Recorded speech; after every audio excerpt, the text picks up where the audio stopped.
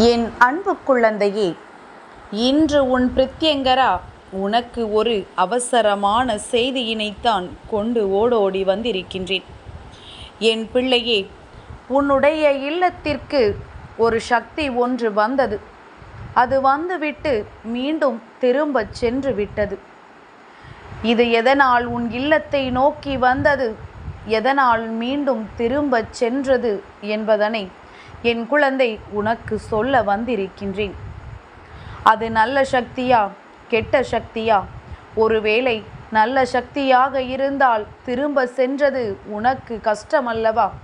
கெட்ட சக்தியாக இருந்தால் திரும்ப சென்றது உனக்கு நல்ல விஷயம்.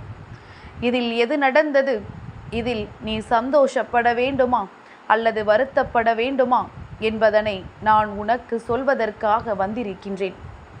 என் பிள்ளையே, ஒருவேளை சென்றது நல்ல சக்தியாக இருந்தால் நீ மீண்டும் அவர்களை உன் இல்லத்தை நோக்கி வரவழைக்க வேண்டும்.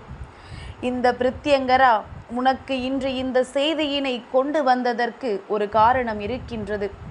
சில காலமாக ஏற்படுகின்ற சில பிரச்சனைகளுக்கு பதிலை தேடி நின்று கொண்டிருக்கின்ற இந்த நேரத்தில் இது போன்ற ஒரு விஷயம் உன் இல்லத்தின் வாசலில் நடந்திருக்கிறது என்றால் அதை அறியாமல் நீ இருக்கக்கூடாது. அம்மா எதையும் தேவையில்லாமலோ இல்லாத விஷயங்களை சொல்வதோ ஒரு நாளும் கிடையாது. நான் என்ன கண்டேனோ, உன் இல்லத்தின் வாசலில் என்ன நடந்ததோ அதை நான் அப்படியே உன்னிடத்தில் இத்தனை காலமும் சொல்லிக் கொண்டிருக்கின்றேன். என் பிள்ளையே, எத்தனையோ முறை உனக்கு நல்ல செய்தியை நான் சொல்லி இருக்கின்றேன். உன் இல்லத்தின் வாசலில் உனக்கு குலதெய்வம் காவலுக்கு நிற்கின்றது என்று அம்மா ஆணித்தரமாக எடுத்துரைத்திருக்கின்றேன். இப்படியெல்லாம் உனக்கு நல்ல செய்தி கொண்டு வந்த இந்த பிரித்யங்கரா இப்பொழுது கண்ட நிகழ்வினை உடனடியாக உன்னிடத்தில் சொல்ல வேண்டுமல்லவா? சந்தோஷம் அடைவதும் கவலைப்படுவதும் இருக்கின்ற செய்தியை பொறுத்தது. அதனால் என்னவென்று தெரிந்து கொண்டு உடனடியாக அதன்படி நீ நடந்து கொள்ள வேண்டும். என் பிள்ளையே, இந்த பிரித்யங்கரா உன் இல்லத்திற்குள் காவலாக நின்று கொண்டிருந்த பொழுது நான் உன் இல்லத்தின் வாசலை நோக்கி நகர்ந்து சென்று கொண்டிருந்தேன். ஏனென்றால் ஏற்கனவேதான் உன் இல்லத்தின் வாசலில் உன் குலதெய்வம் காவலுக்கு நிற்கின்றதல்லவா? இந்த பிரித்யங்கரா உன் இல்லத்திற்குள் தான் இருந்து கொண்டிருந்தேன். நானும் வெளியில் செல்ல முயற்சி செய்த பொழுதுதான் அங்கே ஒரு விபரீதமான சத்தத்தை நான் கேட்டுணர்ந்தேன். என்னவென்று நான் ஓடிச் சென்று பார்க்கும் முன்பே உன் குலதெய்வம் அங்கே ஒரு தீய சக்தியை விரட்டி அடித்து கொண்டிருந்தார்கள். அதுவோ திரும்பி பார்க்காமல் ஓடிச் சென்று விட்டது. உன் குலதெய்வம் அழைக்க அழைக்க அந்த தீய சக்தி அங்கே நிற்கவில்லை. இது இன்று நடந்ததற்கு ஒரு காரணம் என்ன தெரியுமா? அந்த தீய சக்தி அங்கிருந்து ஓடியதற்கான காரணம் என்ன தெரியுமா? என் பிள்ளையே, நான் இதனை உன் குலதெய்வத்திடம் சென்று கேட்டறிந்தேன். எதனால் இவர்கள் ஓடிவிட்டார்கள்? ஏன் இங்கே வந்தார்கள்? முதலில் அது என்ன சக்தி? அதனுடைய நோக்கம் என்ன என்று நான் கேட்டபொழுதுதான் உன் குலதெய்வம் என்னிடத்தில் சொன்ன விஷயம் என்ன தெரியுமா?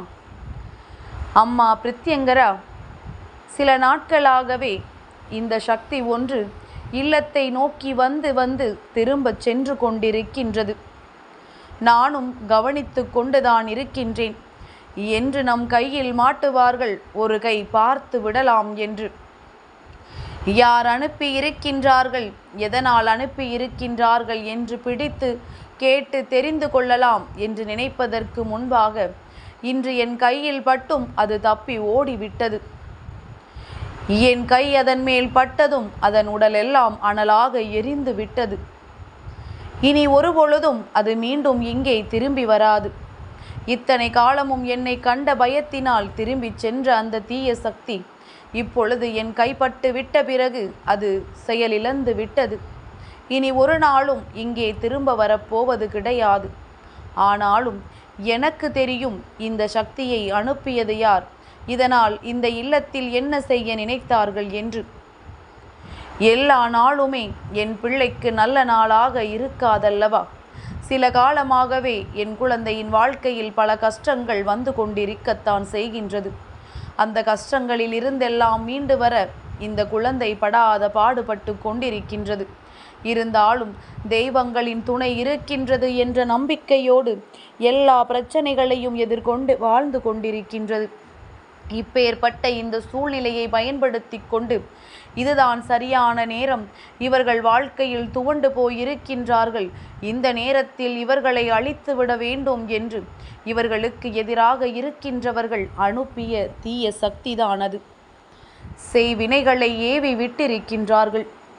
இந்த குடும்பத்தில் இருப்பவர்களுக்கு அழிவை தேடித்தர நினைத்திருக்கின்றார்கள். அவ்வளவு சாதாரணமாகவெல்லாம் யாராலும் இதனை செய்துவிட முடியாது. இதை செய்வதற்கு துணிச்சல் ஒருவருக்கு இருக்கிறது என்றால் நிச்சயமாக அவர்கள் பணம் படைத்தவர்கள் என்பது மிகவும் குறிப்பான விஷயம். இதை செய்துவிட்டு அவர்கள் தினமும் என்ன நடக்கிறது என்று அவர்கள் இல்லத்தில் இருந்து காத்து கொண்டிருக்கின்றார்கள். ஆனால் இது நாள் வரையிலும் ஒன்றும் நடக்கவில்லை என்பது அவர்களுக்கு மிகப்பெரிய ஏமாற்றம். இன்று அவர்களுக்கு அது புரிந்திருக்கும், நாம் என்ன செய்தும் அவர்கள் குடும்பத்திற்கு எதுவும் ஆகப் போவதில்லை என்று. அம்மா பிரித்யங்கரா, நான் இன்று இவர்களை காப்பாற்றி விட்டேன். இனிமேல் இந்த குழந்தைக்கு எந்த துன்பமும் வராது. அம்மா, நீயும் இவர்களுக்கு துணையாக இருக்கின்றாய். இனி எந்த பிரச்சனைகளும் இந்த குழந்தைக்கு வந்து விடாது என்று நானும் உன் குலதெய்வமும் நல்லபடியாக பேசிக்கொண்டோம். என் பிள்ளையே, எதற்காக இதை இப்பொழுது நான் உனக்கு சொல்லி இருக்கிறேன் தெரியுமா? நீயோ நம் வாழ்க்கையில் வருகின்ற பிரச்சனைகளுக்கெல்லாம் யாரோ செய்த விஷயங்கள் தான் காரணம் என்று எண்ணி பயந்து பயந்து அங்கே உள்ளே முடங்கி கிடக்கின்றாய். என் பிள்ளை, வெளியே எழுந்து வா. உன் வாழ்க்கையை நீ பார்த்து கொள்ள வேண்டிய நேரம். இந்த நேரத்தில் நீ சாதிக்காமல் விட்டுவிட்டால் இனி ஒரு காலமும் உன்னால் சாதிக்க முடியாது என்பதனை நீ புரிந்து கொள்ள வேண்டிய நேரம் அல்லவா? இந்த பிரித்யங்கரா இன்று உனக்கு சொல்ல வந்தது பயப்படக்கூடிய வாக்கு கிடையாது, உனக்கான உத்வேக வாக்கு. இனி இந்த வாழ்க்கை உனக்கு எப்படி இருக்கப் போகின்றது என்பதனை நீ தெரிந்து கொள்ளக்கூடிய வாக்கு. அம்மா இத்தனை நேரமும் சொன்ன விஷயம் உனக்கு தைரியத்தை கொடுக்க வேண்டுமே தவிர பயத்தை கொடுக்கக்கூடாது. ஏனென்றால் உன் இல்லத்தின் வாசலில் உன் குலதெய்வம், இந்த இஷ்ட தெய்வம் என்று எல்லோரும் உனக்கு துணை நிற்கும் பொழுது நீ பயப்பட வேண்டிய அவசியம் ஒரு சிறு துளியளவும் கிடையாது. இதற்கு மேலும் நீ பயம் கொள்கிறாய் என்றால் நீ தெய்வத்தை அவமதிக்கிறாய் என்று அர்த்தம். என் பிள்ளையே, இதை புரிந்து கொண்டு உனக்கான விஷயங்களை சரியாக செய்வதற்கு இனிமேல் நீ ஆரம்பித்து விட வேண்டும். இந்த பிரித்யங்கராவின் வாக்கு உன் வாழ்க்கையில் ஏற்படுத்தக்கூடிய மாற்றமானது நிச்சயமாக இனி ஒரு நாளும் நீ எந்த ஒரு தவறுகளையும் வாழ்க்கையில் செய்து விடாதபடி நல்லதை நடத்தி தரும் என்பதனை நீ புரிந்து கொள்வாய். நடக்கும் பொழுது தெரியும் அம்மா சொன்ன விஷயம் எந்த அளவிற்கு உன் வாழ்க்கையில் உனக்கு பயன்பட்டிருக்கிறது என்று. இனி நீ எந்த ஒரு நேரத்திலும் நீ தீய சக்திகள் நம்மை நெருங்கும் என்று பயப்பட மாட்டாயல்லவா? அம்மா, நான் இல்லத்தில் இருக்கும் வரைதானே எனக்கு பாதுகாப்பு. நான் வெளியில் சென்று விட்டால் இந்த தீய சக்தி என்னை தொட்டுவிடுமோ என்று நீ அஞ்சலாம்.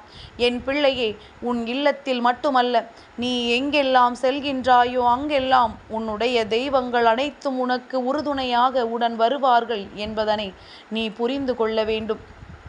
என் தங்கமே, நீ வணங்குகின்ற தெய்வம் ஒரு நாளும் உன்னை கைவிடாது என்பதனை முதலில் நீ புரிந்து கொள்.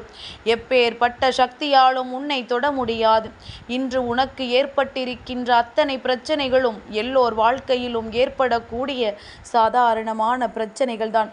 இந்த பிரச்சனைகளை கடந்து யார் வாழ்க்கையை வெல்கின்றார்களோ அவர்கள்தான் உண்மையில் இந்த வாழ்க்கையை வாழ்வதற்கான தகுதியினை பெற்றவர்கள் என்பதனை நீ முதலில் புரிந்து கொள். என் பிள்ளை, உனக்கான நேரம், உனக்கான வாழ்க்கை, உனக்கான சந்தோஷம் உன்னை தேடி வந்து கொண்டிருக்கின்றது. இது போன்ற செய்வினைகளை எல்லாம் கண்டு அஞ்சி அதை நீ தொலைத்து விடாதே. முடங்கி கிடந்து விட்டால் என் பிள்ளை, உன் வாழ்க்கையும் உன்னோடு சேர்ந்து முடங்கிவிடும் என்பதனை முதலில் நீ புரிந்து கொள். இனி உன் வாழ்க்கையில் நல்லது நடக்க வேண்டும், நீ நடத்தியே தீர வேண்டும். இந்த பிரித்யங்கராவினுடைய ஆசிகளும் உன் குல தெய்வத்தினுடைய அன்பும் இந்த வாழ்க்கையில் உனக்கானதை நிச்சயமாக கொடுக்கும் என்று நம்பி நீ உன் வாழ்க்கையை நல்லபடியாக தொடங்கு. என் அன்பு குழந்தைக்கு இந்த பிரித்யங்கராவினுடைய ஆசீர்வாதங்கள் எப்பொழுதுமே முழுமையாக கிடைக்கும்.